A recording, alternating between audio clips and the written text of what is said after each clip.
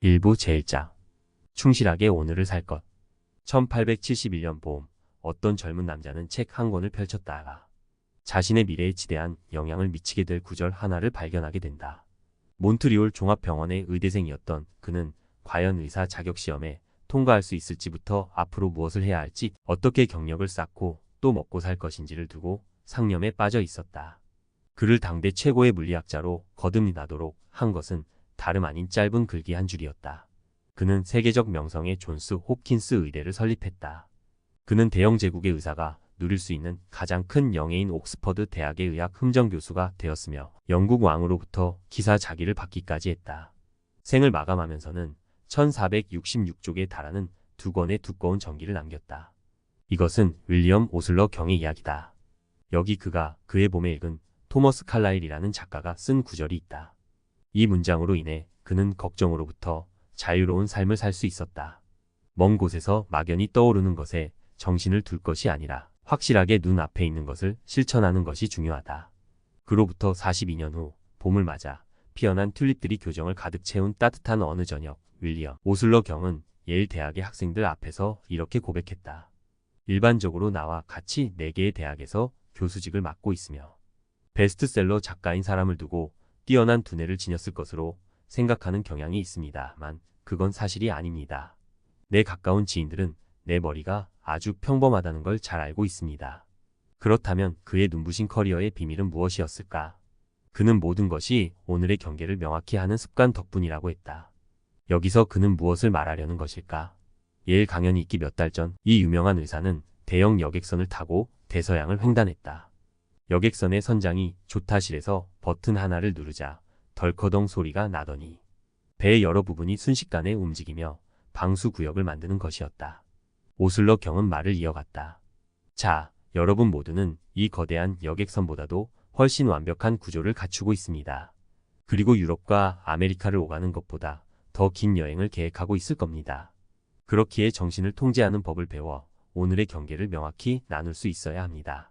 이것은 긴 여정 동안 여러분의 안전을 보장해줄 가장 확실한 방법입니다. 조타실에 올라 모든 부품이 제대로 작동하는지 확인하십시오. 명령어를 입력하고 삶의 각 단계에서 과거로 통하는 철문이 굳게 닫히는지 살펴보십시오. 그런 뒤에는 강철 커튼으로 미래를 아직 태어나지 않은 내일로 가는 문을 덮어버리십시오. 자, 이제 오늘의 당신은 안전합니다. 과거는 차단되었습니다. 이미 죽은 과거가 자신의 시체를 묻도록 내버려 두어야 합니다. 바보 같은 사람들이 죽음을 향해 걸어가도록 길을 밝히고 있는 과거를 차단하십시오. 우리가 어제와 내일의 짐을 모두 짊어지고 걷는다면 매 순간 휘청거릴 수밖에 없습니다. 미래는 다름 아닌 오늘입니다. 구원의 그날은 바로 지금 당신이 살고 있는 이 순간입니다. 체력의 낭비와 신경을 갉아 먹는 스트레스는 내일을 걱정하는 것만큼이나 인간의 발목을 잡는 장애물입니다. 미래와 과거를 완전히 차단하여 온전한 오늘을 사는 습관을 들여야 합니다. 과연 오슬러 경은 우리에게 미래를 준비하기 위한 그 어떤 노력도 필요 없다고 말하는 것일까? 절대 그렇지 않다. 그는 미래에 대비하는 최선의 방법은 오늘의 할 일에 심혈을 기울이는 것, 우리가 가진 모든 지식과 열정을 쏟아부어 최선의 결과를 도출해내는 것이라고 설명한다. 그것만이 미래를 준비하는 유일한 방법이라고 말이다. 윌리엄 오슬러 경은 예일의 학생들에게 오늘 우리에게 일용할 양식 주시옵고라는 주기도문 구절로 하루를 시작할 것을 권했다. 이 기도문은 오직 그날의 양식만을 구한다. 전날 먹은 빵 조각의 상태를 불평하거나 오 주여, 안 그래도 비가 오지 않아 밀밭이 가물었는데 또다시 가뭄이 온다고 합니다. 다음 가을에 먹을 빵이 있기는 할까요? 만일 직장을 잃게 된다면 빵을 살 수 있기나 할까요? 라고 기도하지 않는다. 이 기도문은 오늘 먹을 양식만을 구할 것을 가르쳐준다. 오늘 일용할 양식만이 우리가 실제로 먹을 수 있는 유일한 음식이기 때문이다. 오래전 무일푼의 철학자 한 명이 가난한 사람들이 살고 있는 황무지를 지나게 되었다. 하루는 언덕에 사람들이 그를 둘러싸고 모여들었다. 그곳에서 그가 전한 말은 그 어디서도 들어본 적이 없는 것이었지만 훗날 가장 유명한 연설이 되었다. 그의 말은 그렇게 수세기를 거쳐 전해지게 되었다. 내일을 생각하지 마라. 내일의 생각은 내일이 알아서 할 것이다. 한날의 괴로움은 그날의 것으로도 충분하다. 많은 사람은 내일을 생각하지 마라. 라는 예수의 말을 받아들이지 않았다. 그들은 그의 말을 어떤 완전한 덕행의 권고나 어떤 동양의 신비주의를 의미하는 말로 받아들인 것이다. 사람들은 이렇게 말하고는 했다. 나는 내일을 생각하지 않을 수 없어. 가족을 보호하기 위해서는 보험이 필요하고 노후를 위해서는 돈을 모아야 해. 성공하고 싶다면 계획을 세우고 준비해야만 해. 맞는 말이다. 물론 우리 모두 그렇게 해야만 한다. 지금으로부터 300년 전 예수의 말씀이 번역되었던 시기는 제임스 1세가 통치하던 시대였고 지금은 그 의미가 달라졌다. 300년 전 생각이라는 단어는 곧 걱정을 의미했다. 최근의 성서는 예수의 말을 내일을 걱정하지 마라 라는 뜻으로 해석하고 있다. 주의 깊은 통찰과 계획, 준비를 통해 내일을 생각해야 한다. 단 걱정할 필요는 없다. 전쟁이 일어나면 군대의 수장들은 앞으로 벌어질 일을 예견한다. 그들은 불안에 떠는 사치를 누릴 수 없다. 미군 함대를 지휘하는 사령관이었던 어니스트 제이 킹 제독은 이렇게 말했다. 나는 가장 훌륭한 병사들에게 수중에 지닌 최상의 물자를 지원했다. 그리고 가장 적합하다고 생각되는 임무를 주었다. 그 외에 내가 할 수 있는 건 없었다. 만일 배가 가라앉는다면 내게는 그걸 다시 떠오르게 할 능력이 없다. 설령 그게 막 가라앉기 시작한 참이라고 해도 나는 그걸 막을 수 없다. 어제의 일을 걱정하기보다는 내일의 문제를 대비하는 것에 시간을 쓰는 것이 더욱더 효율적이다. 혹여나 내가 그런 것에 마음을 빼앗긴다면 나는 그리 오래 버티지 못할 것이다. 이 대목에서 우리는 전시 상황을 떠나 좋은 사고와 나쁜 사고의 차이를 확인할 수 있다. 좋은 사고가 원인과 결과를 파악해 논리적이고 건설적인 계획을 끌어낸다면 나쁜 사고는 긴장과 신경쇠약으로 이어진다. 최근에 나는 세계에서 가장 유명한 신문 중 하나인 뉴욕타임스의 발행이 나서 헤이스 설츠버거를 인터뷰할 기회가 있었다. 설츠버거는 세계 2차 대전이 유럽을 휩쓸었을 당시 너무 망연자실한 나머지 미래에 대한 걱정으로 밤마다 잠을 설쳤다고 했다. 그럴 때마다 그는 한밤중에 침대에서 나와 캠퍼스와 물감을 챙겨 거울을 들여다보며 자신의 자화상을 그리려고 했다. 그는 그림에 관해서는 문외한이었지만 개의치 않고 그림을 그리며 걱정을 떨치려 했었다. 설츠버거는 한 걸음씩 늘 인도하소서라는 찬송가 가사를 삶의 모토로 선택하지 않았다면 결코 걱정에서 벗어나 평화를 얻을 수 없었을 것이라고 말했다. 내 갈 길 멀고 밤은 깊은데 내 가는 길 다 알지 못하지만 한 걸음씩 나를 인도하소서. 그와 비슷한 시기에 유럽 어딘가에서 군 복무 중이던 한 청년은 똑같은 교훈을 얻게 되었다. 그의 이름은 테드 벤저미노로 메릴랜드주 볼티모어시 뉴런가 5716번지에 거주한다. 그는 걱정에 시달리며 전쟁 후유증을 겪고 있었다. 테드 벤저미노는 이렇게 회상했다. 1945년 4월 나는 의사들이 급성 횡행결장이라고 부르는 극심한 고통을 초래하는 병에 걸릴 정도로 걱정에 빠져 있었습니다. 그때 전쟁이 끝나지 않았다면 나는 육체적으로 완전히 망가지고 말았을 것이라고 확신합니다.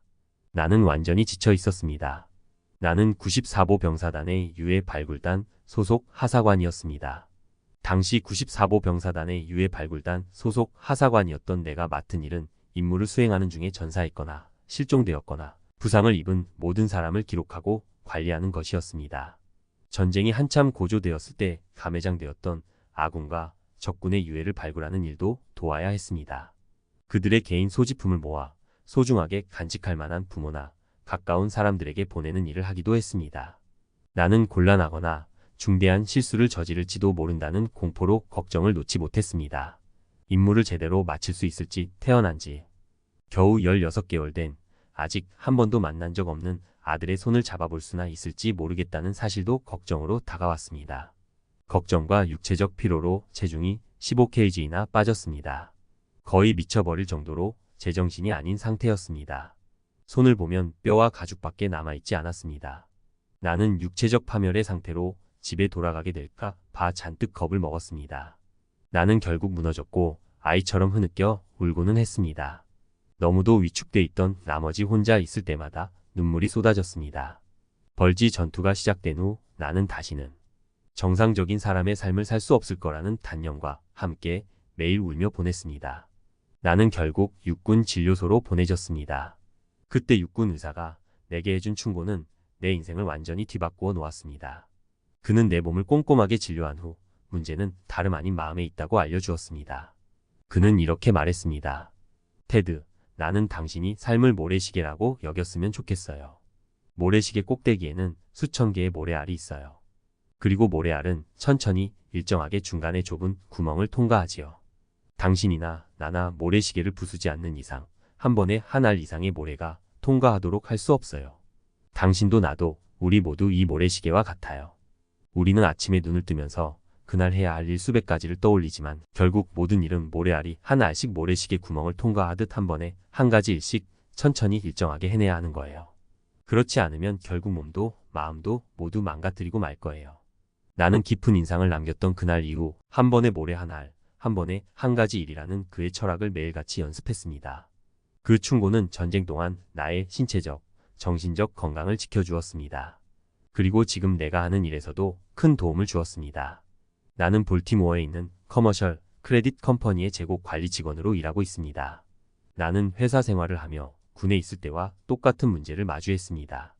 그곳에서도 부족한 시간 속에서 한 번에 여러 일을 해치워야 했던 것이었습니다. 떨어진 재고와 새로 들어오는 물건을 관리해야 하고 새로운 정리 방식을 익히고 변경된 주소를 등록하고 지점의 개업과 폐업을 결정해야 했습니다. 긴장과 불안 대신 나는 의사가 했던 한 번에 모래 한 알, 한 번에 한 가지 일이라는 말을 떠올렸습니다. 그 철학을 속으로 끝없이 되뇌며 더욱 효율적으로 업무를 수행할 수 있었고 전쟁터에서 자신을 거의 망가뜨릴 뻔한 혼란스럽게 뒤섞인 감정은 더는 나를 괴롭히지 않았습니다. 우리가 지금 삶을 살아가는 방식을 두고 한 말들 가운데 가장 끔찍한 이야기는 병원 침대를 차지한 환자의 절반이 정신적, 정서적 문제를 앓는 사람들이라는 것이다. 그들은 누적된 어제와 미래에 대한 두려움으로 인해 무너진 사람들이다. 그들이 예수의 내일을 걱정하지 마라. 또는 윌리엄 오슬러 경의 오늘에 충실하라. 라는 충고에 주의를 기울였다면 그중 대다수는 지금쯤 행복하고 가치 있는 삶을 살며 거리를 활보하고 있을 것이다. 당신과 나는 무한한 시간 동안 쌓여온 과거와 기록된 시간의 마지막 음절을 향해 뛰어드는 미래라는 두 영원한 시간이 만나는 장소에 서 있다. 우리는 단 1초도 과거와 미래에 공존할 수 없다. 그러니 우리가 살 수 있는 유일한 시간인 지금부터 잠이 들 때까지의 시간을 살도록 하자. 로버트 루이스 스티븐스는 이렇게 말했다. 누가 되었든 우리 모두 해가 떨어질 때까지는 우리의 짐을 짊어질 수 있다. 그 아무리 무거운 짐이라도 할지라도 하루 동안은 그 짐을 짊어질 수 있는 것이다. 해가 질 때까지라면 누구든 다정하고 침착하고 사랑스럽고 순수하게 살 수 있을 것이다. 그리고 사실 인생이 의미하는 바 역시 크게 다르지 않다. 그렇다. 인생이 우리에게 요구하는 것은 그뿐이다. 미시간주 세기노 코드가 815번지에 사는 이 K. 실즈 부인은 자살을 생각할 정도로 절망에 빠져 있었다. 그녀가 오직 하루만 살아낸다는 교훈을 얻기 전의 일이었다. 그녀는 내게 이런 이야기를 들려주었다. 1937년에 남편을 잃었습니다. 나는 더없이 우울했고 통장 잔고는 바닥나 있었습니다. 나는 한때 고용주였던 캔자스에 있는 로치 파울러 컴퍼니의 레온 로치 씨에게 편지를 썼고 다시 일을 할 수 있게 되었습니다. 나는 시골과 도시의 교육위원회에 책을 팔아서 생계를 유지했었습니다. 2년 전 남편이 병을 얻으며 차를 처분해야 했지만 어떻게든 돈을 모아 중고차를 한 대 구입했고 다시 책을 파는 일에 뛰어들 수 있었습니다. 운전을 하는 일이 우울증에 도움이 될 것으로 생각했지만 혼자 차를 타고 이동하고 혼자 식사하는 일을 감당할 수 없었습니다. 일부 지역에서는 실적이 좋지 못했기에 몇 푼 되지도 않는 차 할부금조차 낼 수 없을 지경이었습니다. 1938년 봄 미주리주 베르사유에서 일을 마치고 돌아오는 길이었습니다. 그곳의 학교들은 재정난을 겪었고 도로는 열악했습니다. 나는 너무도 외롭고 좌절한 나머지 죽음을 생각하고 있었습니다. 성공은 너무도 먼 일같이 느껴졌습니다. 살아야 하는 이유는 하나도 보이지 않았습니다. 매일 아침 일어나 삶을 마주하는 일이 무서웠습니다. 나는 모든 것에 두려움을 느꼈습니다. 자동차 할부금을 내지 못하면 어쩌나, 월세가 밀리면 어쩌나, 식비로 쓸 돈이 남아있지 않으면 어쩌나, 병이 들었는데 병원에 갈 돈이 없으면 어쩌나 하는 걱정에 시달렸습니다. 내가 목숨을 끊지 못한 이유는 여동생이 받을 깊은 상처와 장례 비용을 댈 만한 여윳돈이 없다는 것이었습니다. 그러던 어느 날 나는 절망으로부터 나를 구원하고 계속 살아갈 수 있는 용기를 준 글을 읽게 되었습니다. 그 글에서 찾은 문장에 느낀 고마움은 아마 평생 잊지 못할 겁니다. 그 글에는 이렇게 적혀 있었습니다. 현명한 사람에게 매일이란 곧 새로운 삶을 의미한다. 나는 그 글귀를 인쇄해 차의 유리창에 붙여서 운전할 때마다 보고는 했습니다. 하루에 그날만 산다는 건 그렇게 어렵지 않은 일처럼 느껴졌습니다.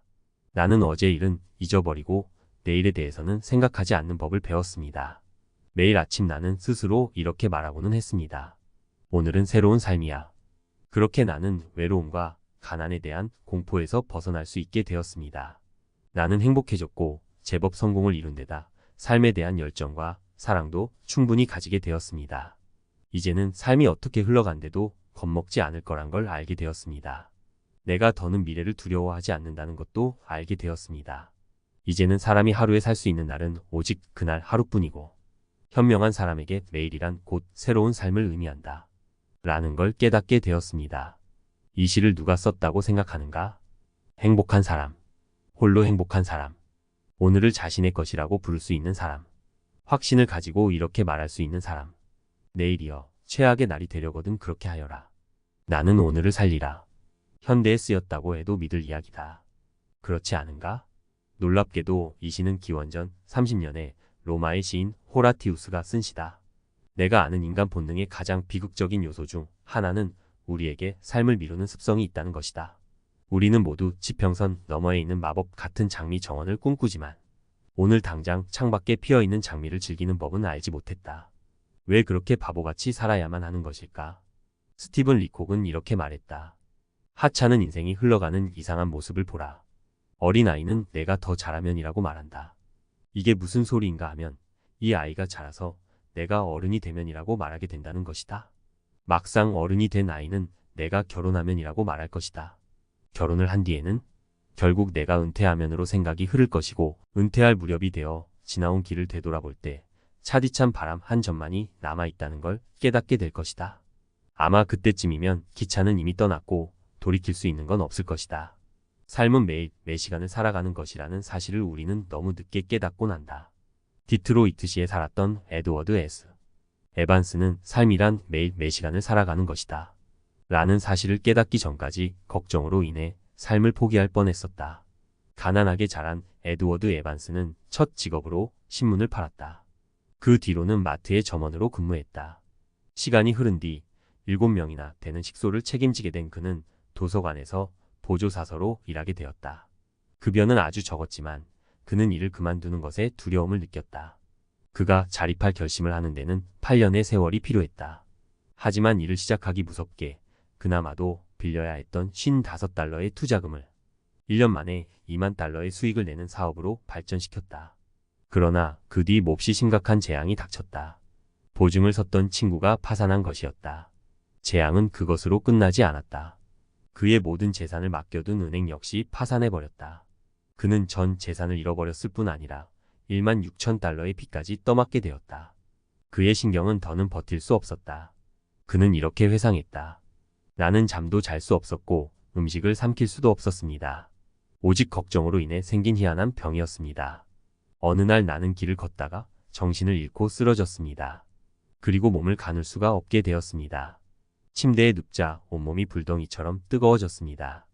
열병은 곧 마음의 병으로 변했고 누워있는 내내 극도의 정신적 고통을 겪게 되었습니다.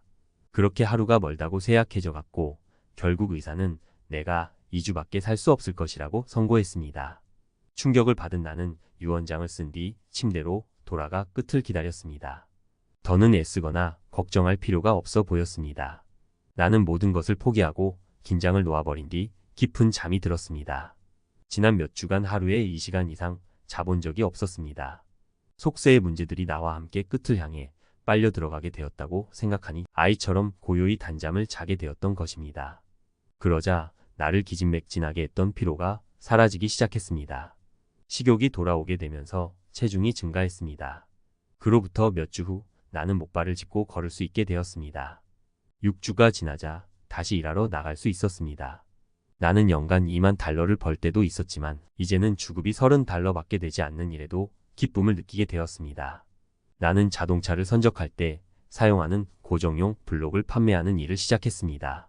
그리고 교훈을 얻었습니다. 더는 자신에 대한 걱정도 지난 과거에 대한 후회도 미래에 대한 두려움도 존재하지 않았습니다. 내가 가진 모든 시간과 에너지와 열정을 그 블록들을 판매하는 데 쏟아부었기 때문이었습니다. 그 뒤로 에드워드 S. 에반스는 빠르게 성장했다. 불과 몇 년 만에 그는 에반스 프로덕트 컴퍼니의 사장이 되었고 그의 회사는 뉴욕 증권거래소에 수년간 상장되었다. 에드워드 S. 에반스가 1945년에 삶을 마감할 당시 그는 미국 전역에서 가장 혁신적인 사업가로 인정받았다. 언젠가 당신이 그린란드를 방문할 일이 있다면 그의 이름을 딴 에반스필드 공항에 착륙할지도 모를 일이다.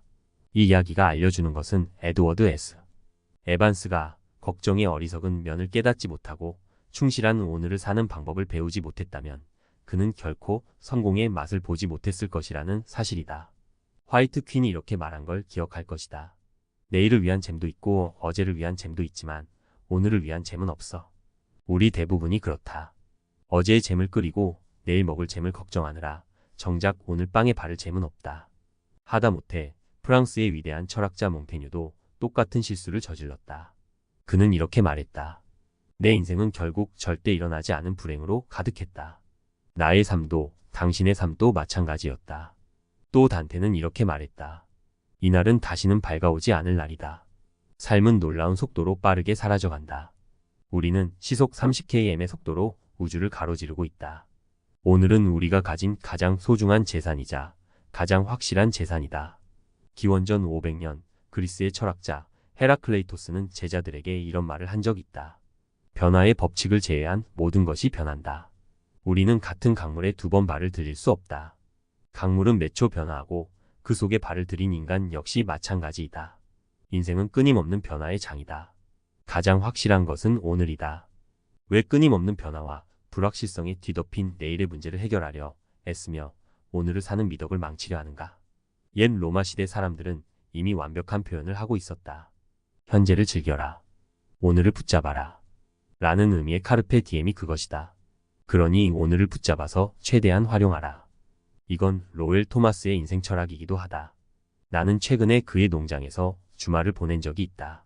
그리고 나는 그가 성경의 시편 118편에 나오는 구절을 액자에 담아 그의 방송 스튜디오 벽에 잘 보이도록 걸어놓은 것을 알아차렸다. 이날은 여호와께서 정하신 것이라 이날에 우리가 즐거워하고 기뻐하리로다. 존 러스키는 그의 책상에 단어 하나가 새겨진 투박한 돌멩이를 올려두었다. 돌멩이에는 투데이라고 새겨져 있었다. 나는 책상 위에 돌을 올려놓지는 않았지만 거울에 시 한 편을 붙여 매일 아침 면도할 때마다 볼 수 있도록 하였다. 인도의 유명한 극작가인 칼립 사사가 쓴 그 시는 윌리엄 오슬러 경이 항상 그의 책상에 두었던 시이기도 하다. 새벽에 바치는 인사. 오늘의 보아라. 오늘이 삶이요 삶 중의 삶이다.